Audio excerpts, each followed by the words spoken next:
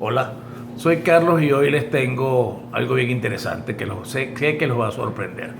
Fíjense que el título de este video es La Sexta República Bolivariana. Y resulta que esta Sexta República Bolivariana no tiene nada que ver con la Cuarta República, ni mucho menos con la Quinta República de la cual hablaba el señor Chávez, el traidor Chávez y su banda de ampones.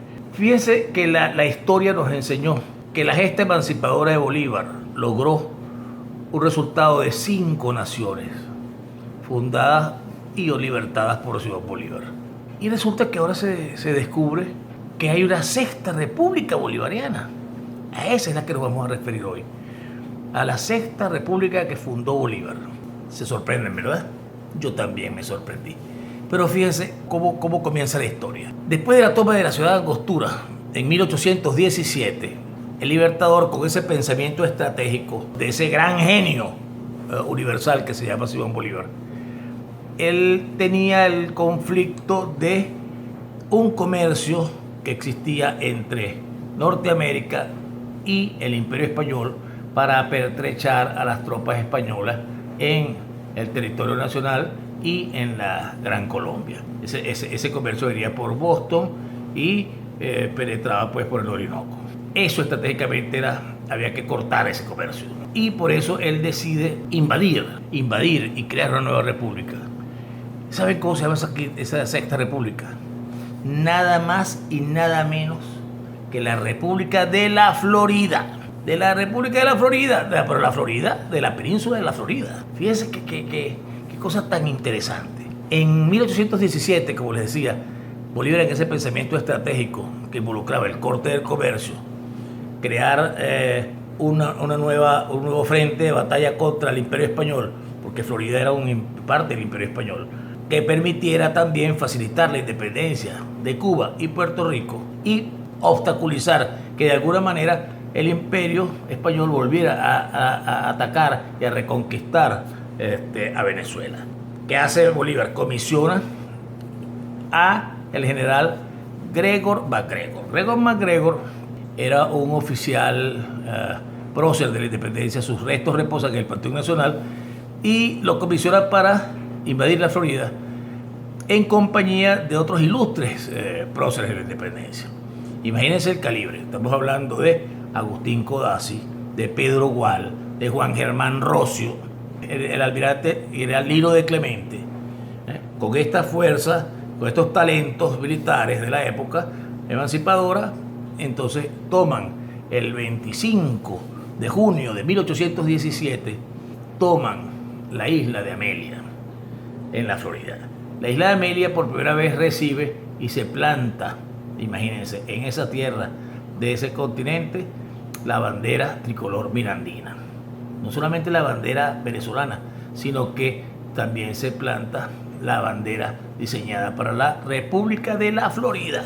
Ya el 29 ya han tomado, pues la invasión ha tomado cuerpo, ya habían dominado el fuerte de San Carlos y sacado a los españoles que estaban comandados por el general Francisco Morales. Esto que resulta que esta república tuvo muy corta duración, duró apenas hasta diciembre, pero en ese periodo de tiempo lograron, primero, crear una nueva nación, segundo, hacerle su constitución, tercero, crear el telégrafo, fundar el primer periódico de habla hispana, crear la moneda. Ahí hay documentos donde se muestran las monedas diseñadas para esa república, por un lado, y los billetes firmados por el general Gregor MacGregor. Esta república tiene muy corta duración porque sencillamente los norteamericanos, en particular el presidente Monroe, se sintió afectado de sus planes expansionistas para lograr consolidar esa parte del continente norteamericano como una nación, y ya habían negociado la parte de Luisiana con los franceses. Entonces le quedaba todavía la península de la Florida para dominar esa parte del territorio. Y manda a un general muy famoso en su época, que es el general Andrew Jackson. Andrew Jackson estaba considerado uno de los mejores generales de esa época y lo envía con una expedición para expulsar a lo que él presentó al Congreso norteamericano para la autorización como una gavilla de piratas y de corsarios que afectaban el comercio y la seguridad de los Estados Unidos por un lado, y para la otra para dominar y someter a las tribus seminolas, que eran los indígenas de la época, de la península. Todo esto para entonces cumplir con sus planes expansionistas, ¿verdad? Luego de expulsados las tropas venezolanas y los que se habían contratado para la defensa de esa nueva y naciente república, Jackson es nombrado como gobernador de ese territorio para posteriormente continuar con las negociaciones con España y lograr comprarse la España. Se lo compraron por 5 millones de dólares, los cuales de hecho ni siquiera fueron pagados. No fueron pagados porque se los tomaron los americanos como compensaciones a todos estos eventos que habían ocurrido.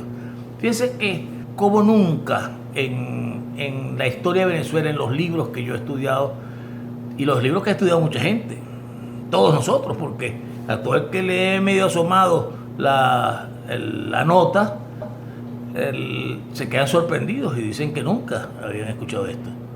Esa extracción, ¿por qué? ¿Por qué no se nos enseñó esta parte de la historia si es algo tan importante, que es parte de la guerra emancipadora? ¿Qué telaraña, qué menjurje tan misterioso se tejió alrededor de esta gesta emancipadora de Bolívar, que no tenía como misión expandir el territorio nacional, sino crear una nueva nación que se gobernara por sí mismo?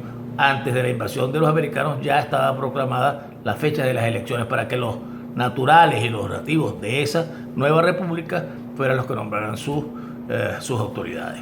Bueno, fíjense, nunca nos enseñaron esto, ni en las escuelas militares, ni en los liceos, ni en las escuelas nacionales.